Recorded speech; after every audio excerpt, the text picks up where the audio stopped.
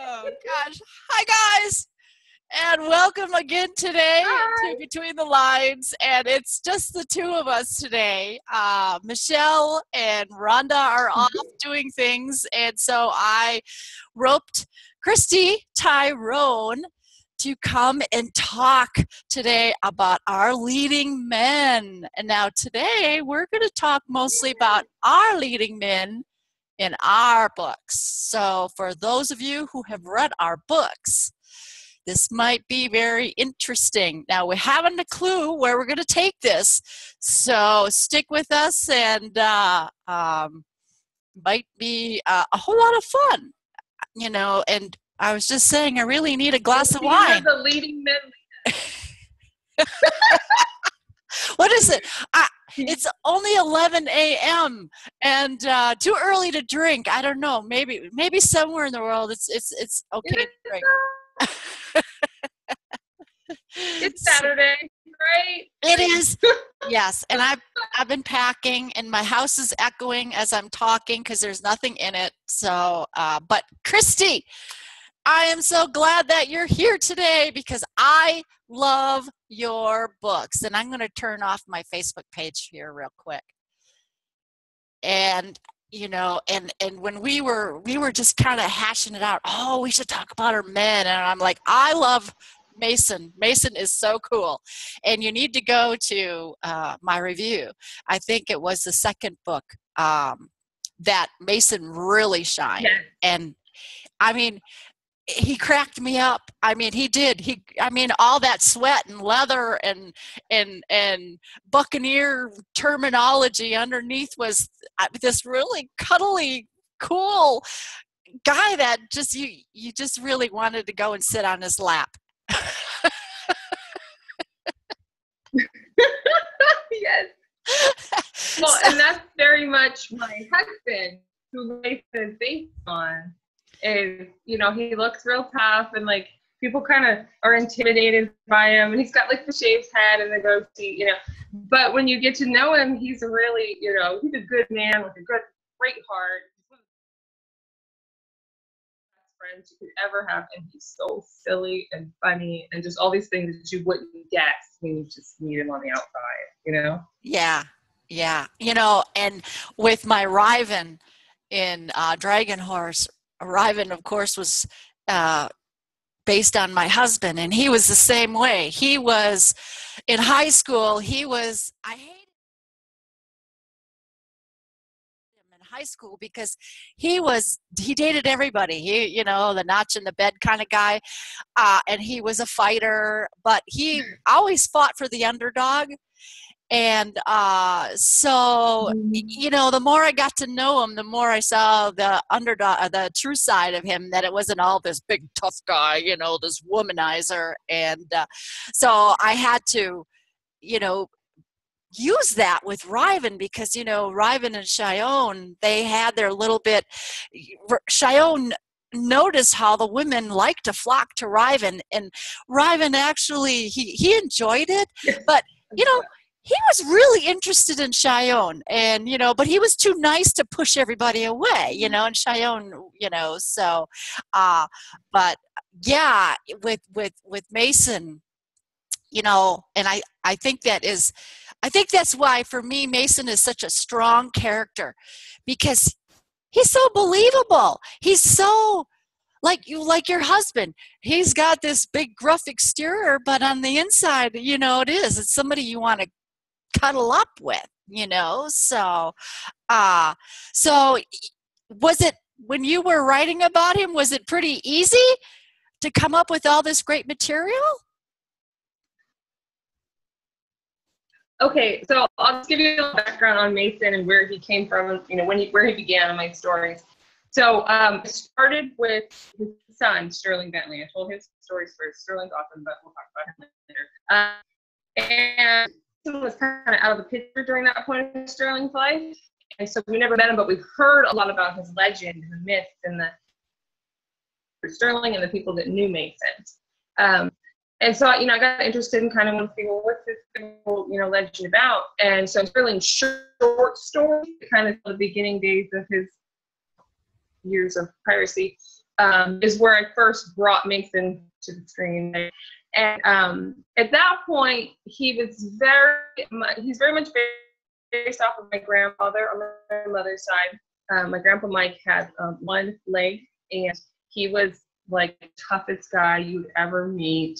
Didn't take nothing from nobody. There's no whining, complaining. One of his key phrases in life was, you can do it or you can do it and whine about it. Either way, it's got to get done, you know? And so just no nonsense kind of guy. And so Mason was very much based off of my grandfather, just kind of untouchable, but respected, and almost like the kind of person they don't have to say much for you to just know that on one hand, not to mess with them, on the other hand, just like that sheer and utter respect, where you just know he's an amazing person. So Mason started, like I said, a little more untouchable, but when I wrote Uncharted, the books were, you know, Hannah's story, that's where Mason first came to life to me, and where we got to see the, you know, if you want to say softer side of him, you know, more what he had inside. And man, and that's when he started becoming more like my husband, Sean, where I saw the other side of him. And one of the things that makes Mason so cool to me and so intriguing is he is this big, powerful buccaneer who will, you know, with his threats, and you don't want to mess with him. You don't want him on your bad side. But he's also one of the most loyal and committed people who is dedicated to the people that he loves and will fight to the death to defend the people who matter to him. And so just like the diversity there, where some people just like read him, where other people are just like, you know, he's their shield and he's their hero. So power and respect and honor and all those cool things. Yeah. Oh, which go ahead. Chocolate. Is this? I think. Can I read my dedication now? Yes. That I wrote in the. Yes. Okay. Do it. I'm currently writing Mason's story, King of My Nightmare, which goes back and tells his life story, and that's coming out soon. But I just wrote the dedication to the book, and I want to read that to you guys.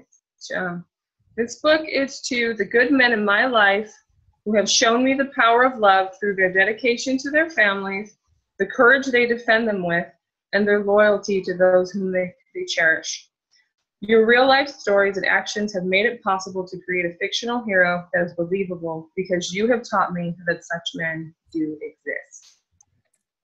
Yeah. Yeah. So. Yeah.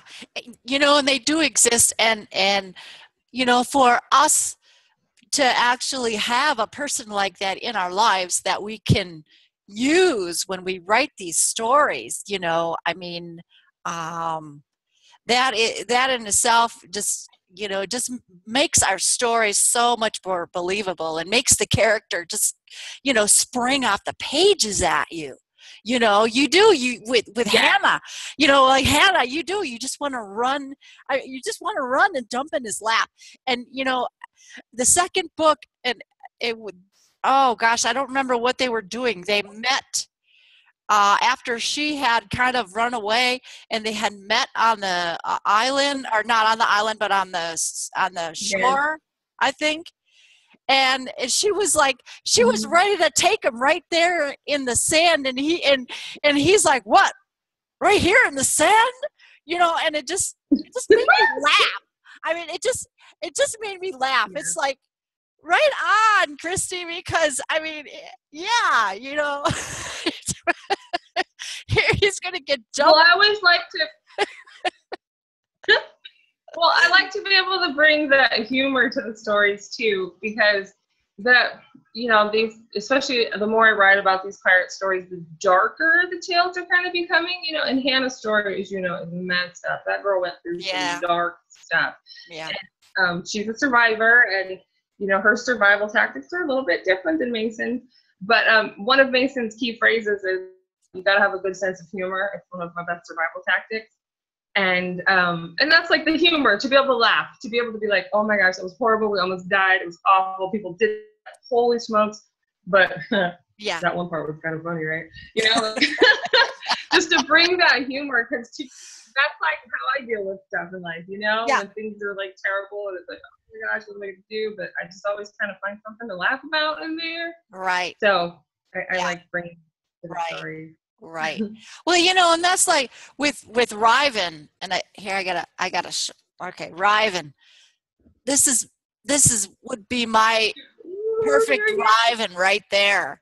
And of course, you know, when we write about our characters, that I think we write about somebody like we just said, somebody that we can look at. But with Riven, I embellished a little bit. So there he is with a horse. Now, you know, my guy has to yeah, like you said, has to have a sense of humor. And yeah, I think there's a passage in the book where things are getting pretty tough with Riven Cheyenne, and he just breaks out and just sings these stupid ballads, and he makes up his own words, you know, and they don't ever make any sense. If he doesn't know the word, he makes up his, you know. And so, you know, here you got this serious sword carrying guy that's all he's worried about is saving Cheyenne, you know, and then he breaks out in this stupid ballad, you know.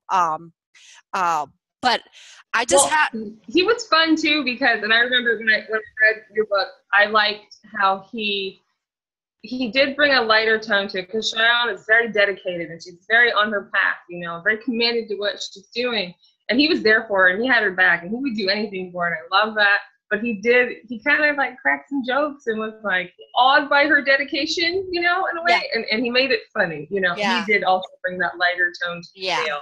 Yeah. He was really fun. Yeah. Oh, and I was thinking about how you said with the ladies when they were swarming him and stuff. I was gonna I think one thing I picked up on in your story was that he liked Cheyenne because she wasn't flocking to him. You know what I mean? She was like, okay. Yeah. You know? So it's a little more of a challenge, you know, and kind of like triggered him something different in him, I think, you know. Well, and you know, that kind of comes from my husband because, you know, when he was dating and messing around with all these women, I mean, when it come down to getting married, you know, he says, I want somebody that when I walk into a restaurant or a bar or whatever with her, not every guy in there is going to look at her and go, oh, I had her. Oh yeah, I had her. So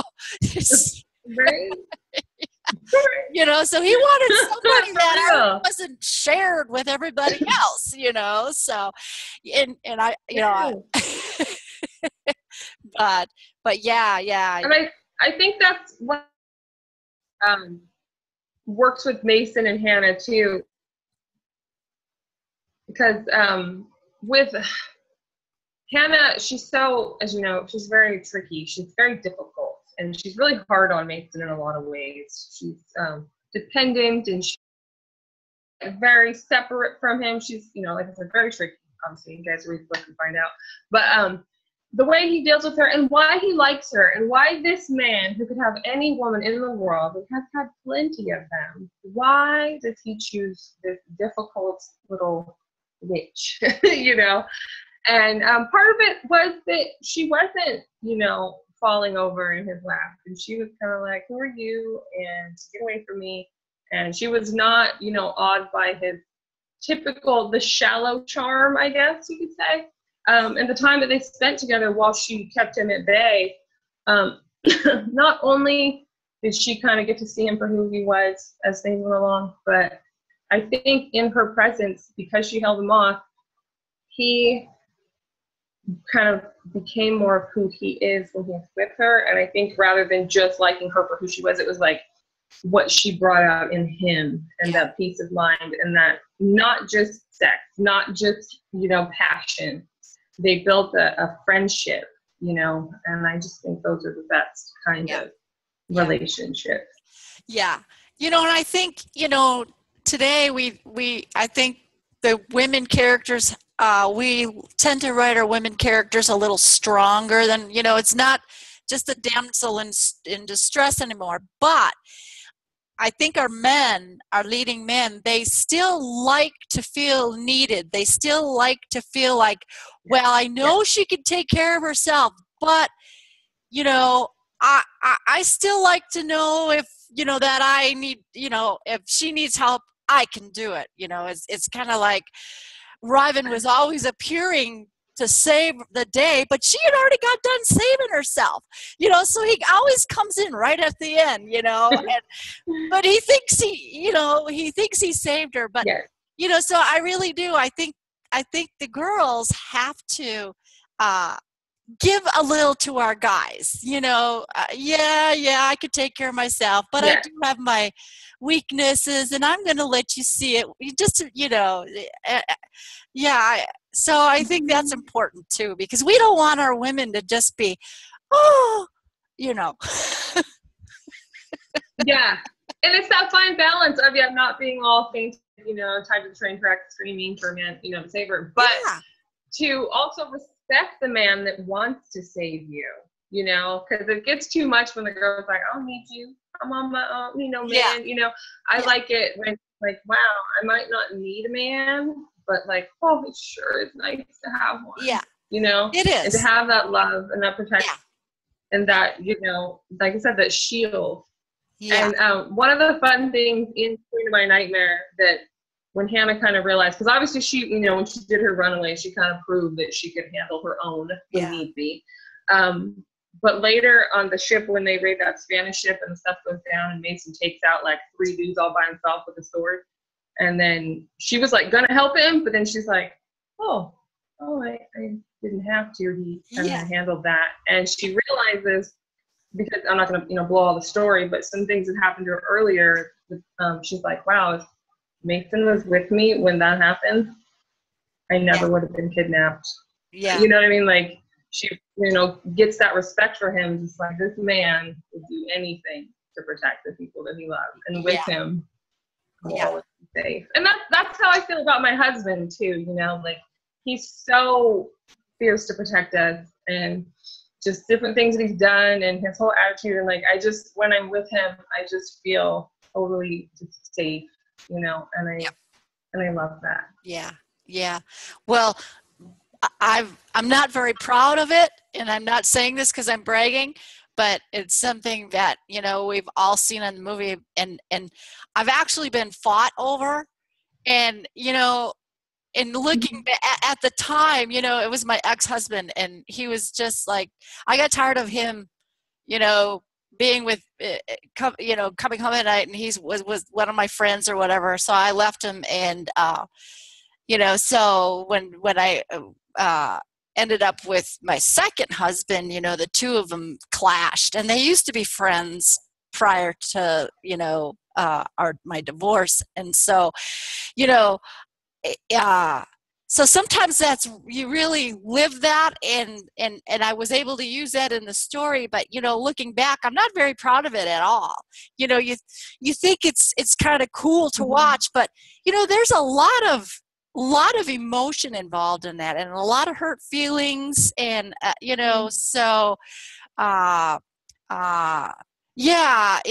so, you know, sometimes we have to, when we look back on what we're using to bring in our story, you know, you just like, ooh. The things that make it real, the experiences that we've had. I'll go ahead and tell a little story too about my life that inspired part of Mason, because my dad is also a big part of Mason. I didn't mention that earlier, but my grandfather and my husband and my father are the, you know, of the men that I wrote that dedication to. And so I also was married once prior to Sean. It was a real short-lived, young, dumb, crazy thing. He was, you know, really messed up and abusive and stuff.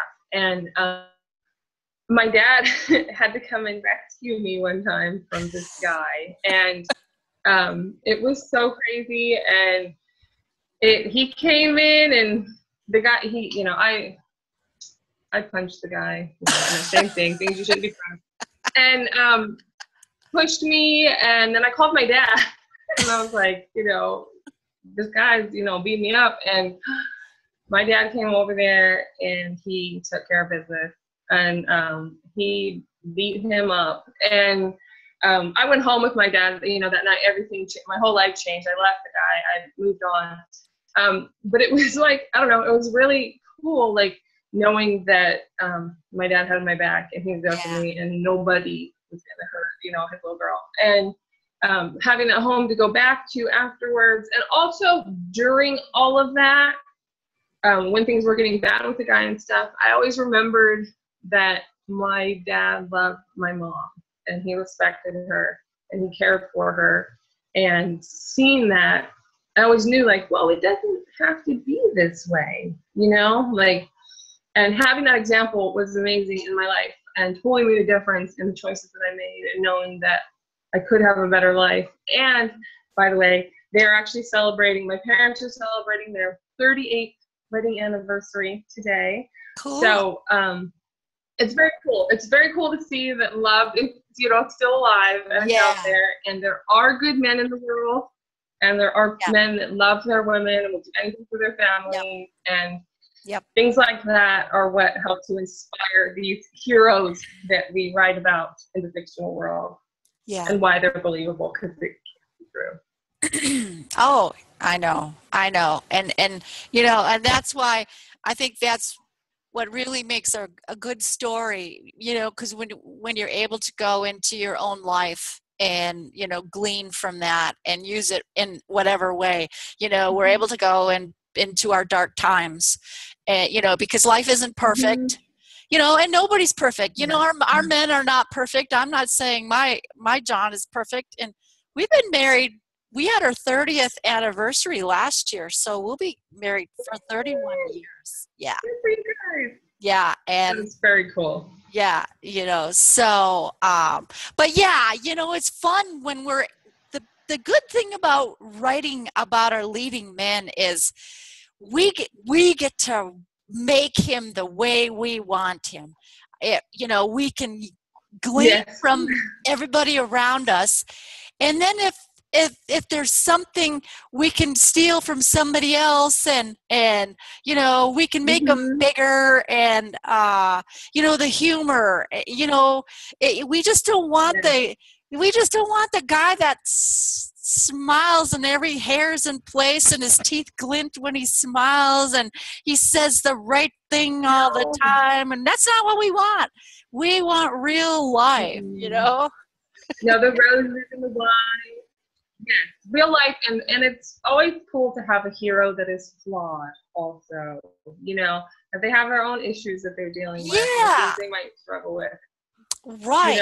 Makes them more realistic and more lovable, I think, and relatable too, And a lot of my lady readers love Mason, of course. And so, of course, Sean, my husband, he loves that. He's like, the ladies like me, because he knows that this guy's inspired by a lot of men, and so it's just really fun. And also I write from the male perspective in first person, which in Mason's story that's coming up, also with Sterling.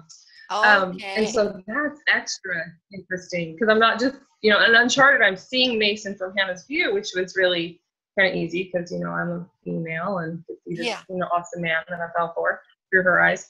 But now writing Mason's story and King of My Nightmare, I am through his mind, through his eyes, and seeing the world through him, and it's really different. And of course I have these guys that I can ask, like my dad and Sean and some of my guy friends, like, hey, what would you do in this instance? And how does a man feel about that? One of the things that was super challenging, I guess, with Mason and writing from his view is because he's so cutthroat. Oh my gosh, some of the stuff this guy has to do, because he's not, everything he does is with purpose and with reason, but when things come down and stuff's got to be done, like I said, he will follow through with his threats. And so being in that mind state is like, and I'm like, I'll ask Sean, like, what would you do? How would you do that? And he'll be like, well, I'd do this. And I'm like, oh my God, really? And so it's like, all right, but that's, the mind of a man is, they kind of handle things a little differently than we would, Yeah. And so it brings it more. Not only are these, this character inspired by these men, but they are, now that I'm writing from his perspective, they are actually a part of his behaviors and mannerisms that help me to steer his actions in this new story. Yeah. Yeah. Well, and I think too, deep down inside, a lot of women like a little bad boy. And when I was in high school, up until my sophomore year, yeah, nobody knew I existed until I started dating the bad boy. But this bad boy he had no heart. And so that's why we ended up splitting. And so I went to the next bad boy that had heart. And I think, Yeah, a bad boy with a good heart. Yes. That's my favorite. Yes. Yes. So really, and yeah, like with Riven, he, near the end of Dragon Horse, it was like, okay, I need to help Riven out a little bit. So I had to bring in a sidekick, and Claren Macbeth came into the scene, and he was the big dude, the big soldier, and Cheyenne had to save him. So there was this little, I don't know, romance. Yeah.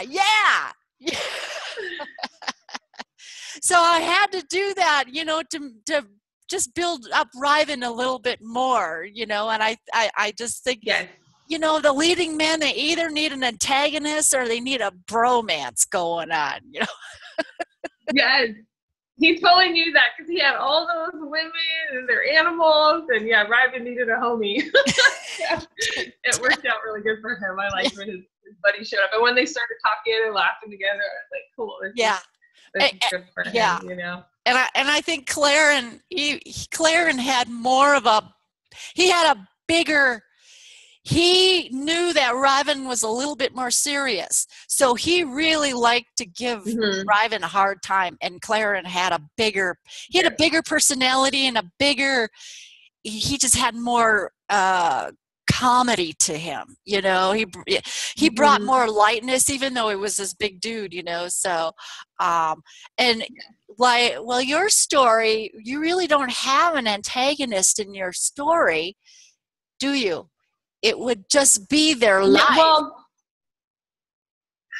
just the ongoing with Mason, it's very much just the ongoing struggle to survive. Right. The odds for his antagonist. It's always something different.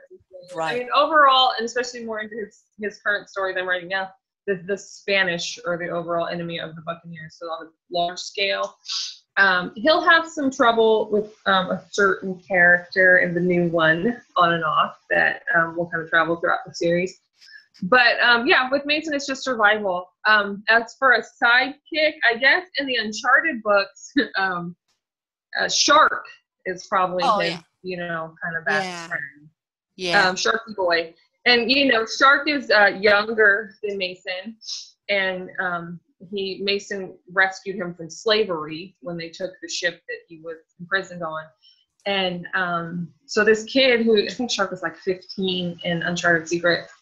And so he's like this, Spanish African kid who nobody wanted because, mixed blood, and he was just worthless to the world. And all of a sudden he's, one of Mason Bentley's Buccaneers, and Mason takes care of him, looks out for him, kind of has him under his wing, teaches him the ways of the sea and the world. And so they're totally like friends and homies and party together and Buccaneer together and do all this stuff. But also Shark really looks up to Mason, and Mason kind of watches out for him like a little brother. And I just think that's really cool that they have that friendship. And that friendship, it goes throughout the Uncharted books, and we actually have some plans for Shark later too. So, and in every one of Mason's stories, he's like Sean, my husband, he's kind of everybody's best friend. Everybody really likes him, respects him, and wants to be close with him. But he has a certain few. Yet he has very few people that he knows he can count on as actual friends. kind of like everybody wants stuff from him, but there's very few that actually return the favor, Yeah. you know, or be there for him too. Yeah. And so yeah. it's just an ongoing adventure, and all the characters that come along the way help make that, you know, keep it interesting. Well, and we have to do that. We really do have to do that. And, you know, and I think Mason has enough on his hands dealing with Hannah. I mean, you know, Hannah went through a lot, and losing her first husband.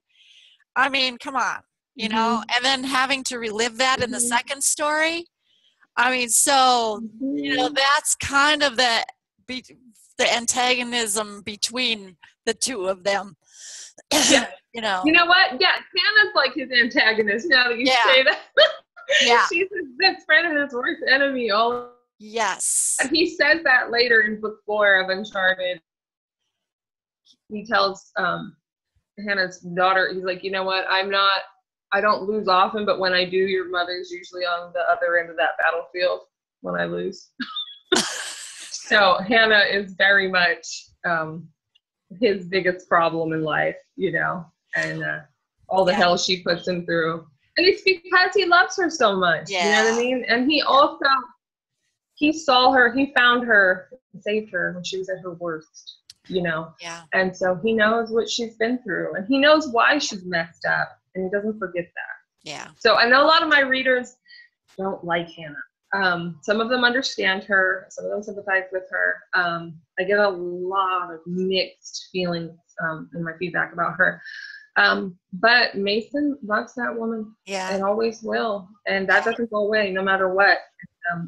That dedication to her, regardless of how much she's hurt him, his love for her is just unyielding. And that's another part of what I think makes him so awesome.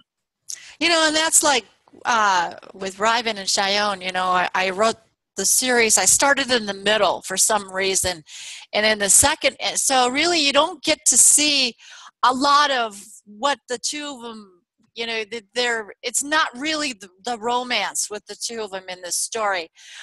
So in the second book, Samaya, we go back to her past life, and we learn about the history between Ryben and Cheyenne when Cheyenne was Samaya. So in the second book, that's when I start really, you know, the tension between the two of them is more. And then, of course, you have this third man that gets into the mix.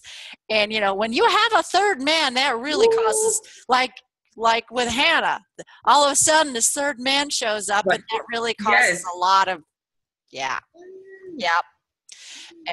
and that's when these men have to really dig deep being torn between the two. Right, you know, and the crap that the girls put them through, the men have to decide, is this really worth it? How much do I really love her? You know? Right? How far will I really go? How much is my sanity worth? Yeah. You know? Yeah. So, well, I'm just wondering how much of you is in Hannah. Oh, that's a tricky question. It's funny because there's so many things about her that I don't like, and that I just, you know, can't even like get with. Like the last chapter, the epilogue in Queen, which I won't blow up for any new readers, but you know what happened in the end there. Yeah. And that was the second chapter. I could not write that from first person. I wrote it from Mason's view, because I was like, there's no way that I can get with that, you know? Yeah. But otherwise, I mean, she's an artist like me. She's kind of like in her own world, you know? And, you know, kind of like her tougher, you know, when she's Midnight, because, you know, she's kind of got that dual personality going on. As Hannah, she's a little more, you know, weepy and neat at Midnight. It's like, don't mess with Midnight, you know? Yeah. So I guess I have a little more in common with Midnight than Hannah probably. But at the same time, though I want to, you know, deny a lot of the things about her, she was the easiest character for me to write for. Those books I wrote in like 2 months tops, like started and published like wow. Because Hannah just spoke to me. It was like I didn't have to second guess anything. I didn't have to like reroute anything. Those stories just flowed like water. Yeah. So whether I like it or not, I obviously have more in common with Hannah than would want to think. Well, we all have our dark side, you know, and I think maybe, you know, it's kind of like people, you know, when you meet somebody that you really clash, a lot of times there's the things that you don't like about them that are the things that you don't like about yourself, and you can see those things in another person. So you know, yeah, it's a big exercise in our dark side, you know, and you know, there's a lot of myself in Cheyenne, because you know, I dealt with the same stuff with John. You know, it was like, God, I see, you know, we'd go out and all these women would be around him and he'd turn his back on me and I'd just stand there, you know. And so when I was writing about arriving in Cheyenne, you know, she always had this, there's something about him, and you know, and all these women like him, and, you know, and it, but it really does shine through a little bit more in the second book. You learn more in the second book, really what she doesn't realize in Dragon Horse why she feels this way, because in Dragon Horse, she doesn't have her memory. She doesn't know who she is. So she's lost all those past memories. So, but yeah, you know, sometimes we do touch the dark side, and even with our leading men, you know, like you said, yeah, they can't be perfect, and they do all have to have a little dark side. I mean, you know, like I said, it makes them more believable. And they're warriors, right? Yeah. These are sword-wielding warriors. You know what I mean? Like, they're not just, you know, frolicking in the fields. These guys are fighting, they're protecting, they're, you know, at times killing. And that was the way of their world that they lived in. And if they weren't that way, if they didn't have that hard edge, they wouldn't have survived, you know? Right. And so it's always challenging, like, you know, writing those difficult moments, those threats coming, you know, to fruition, those, you know, kills and defenses and whatever, you know, wars. And so putting this man in this harsh circumstances that, you know, could be viewed as, you know, good or bad, depending on whose side you're on. And then having them walk away from the scene with this bloody sword and still keeping them lovable. You know what I mean? So it's like, it's a very fine line you got to walk. So it's like, okay, here I am. And Mason told this guy, if you say that again, I'm going to cut your tongue out. Yeah. And then, you know, stuff goes down. It's like, okay, so I'm here to cut this guy's tongue out. How do I feel about that? You know what I mean? Of course, all my pirate guy readers are like, yeah, he did it, you know, but some people are like, oh, that was too much, you know? So, but then it's like, so he walked away from that, and then, you know, whether they get warded off or not, the women will still love him. So how do you, you know, walk in that tightrope? And also keeping everything, like I said, everything is with purpose. It's never just to be, you know, a show off. It's never just to be like, look how tough I am, or look how brave I am. It's like, you got to survive, and you got to uphold that reputation. People need to know who you are, you know? You know, and I think purpose. Yeah, and I think that's why it's so fun to write historical and fantasy, because we just have so much more. You know, it's different writing in contemporary, you know, because you have to think, well, today it's different, you know. Most people are not going to walk down the street and have a sword fight, you know, not unless they're at pirate day. You know, and even though they're not killing each other, they're not bloody So, you know, it's totally different, you know. So well, death was more, I don't know, common back then, I guess, you know.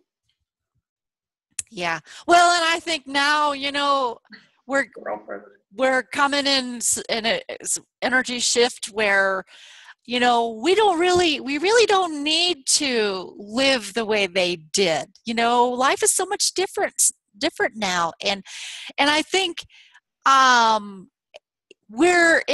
it's more allowable now to see the softer side of a man than it was back then, because the sidekicks, are depending on the leading man to get him through. And, you want to cry. I don't want to see it. You go in your cabin and cry if you got to cry, so I just think,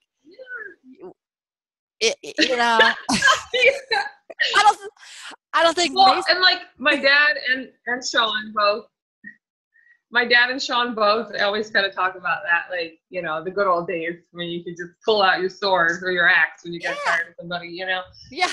Because nowadays you don't have to be a survivor to get by, I guess.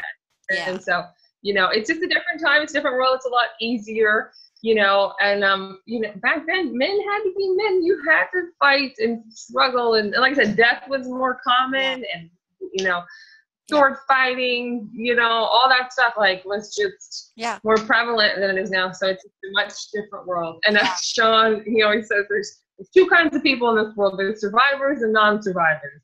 Like if everything shut down and, we were just had to get by without technology, without, the government, with all the stuff, he's a total prepper. That, who's going to live? Who's going to make it? Yeah, that's right. Right. And so just that raw, internal, primitive man, It is. Well, and it was the survival of the fittest. It was just like the animal kingdom, the best, strongest bull got the best cow, and the toughest guy got the most beautiful girl or the smartest girl or whatever, but today would be, I know my husband, I've seen my husband do some things where most people just shake their head and like, why do you even do that? But it's like, I know that if the zombies were coming, I would be safe. Yes.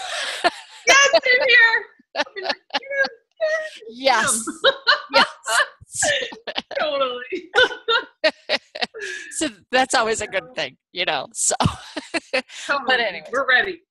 Yeah. So, well, we've been talking for 45 minutes, so I guess, unless we have anything else now, you have a release, right? That you read. Yes, King of My Nightmare. Yes, King of My Nightmare is complete. Ooh, that's book 1 in Mason's series, which the King of My Nightmare series will have 5 books. Book 1 is done, and it is going to be released sometime in July, hopefully.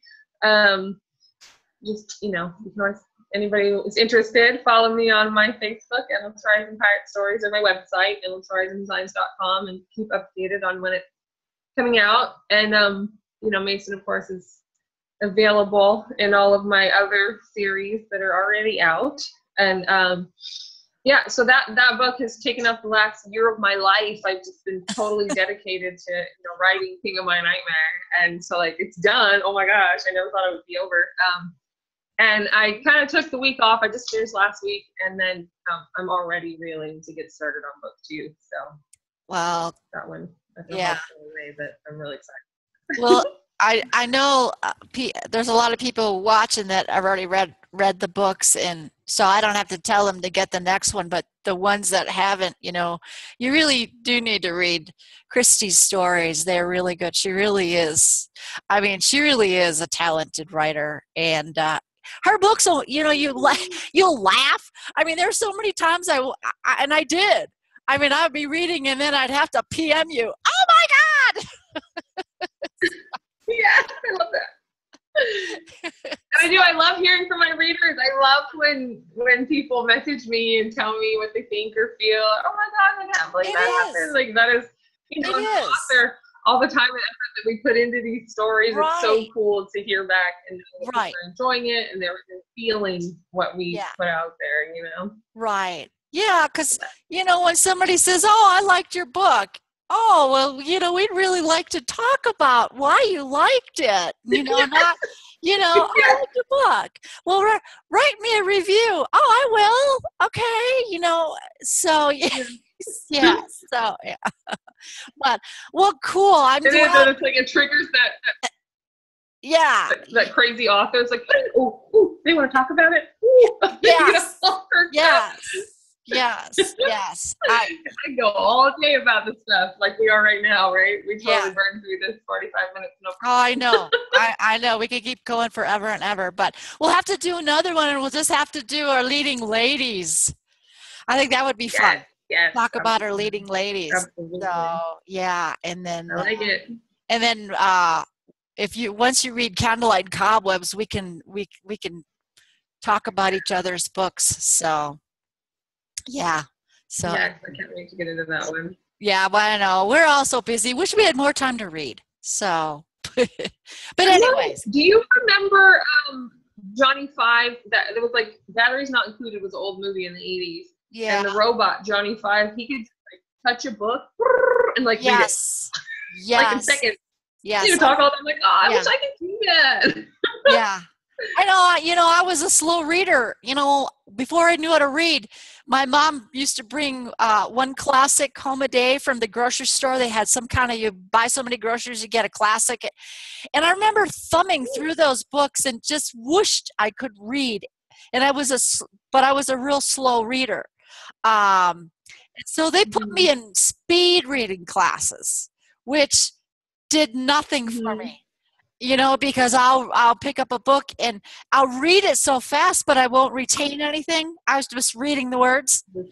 Yeah, so that was terrible. I mean, if we could read and retain, that'd be great. My house would be stacks of books. So, Oh my so gosh, anyway. no, I love it when I read, but yeah, I love reading. It's the greatest escape. It is. It really is. Yeah, it really is. But I like to read nonfiction too. I'm a I like to read everything about metaphysical, but that's how I learn, so I can write the stories that I write.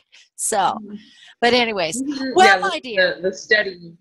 Yeah, yeah. So, well, my dear, want to thank you for coming by, and good luck on your release. And I need to get the third book in that series so I can somewhat keep up with you. And but everybody, thanks for coming, and we really enjoy sharing about what's inside our stories.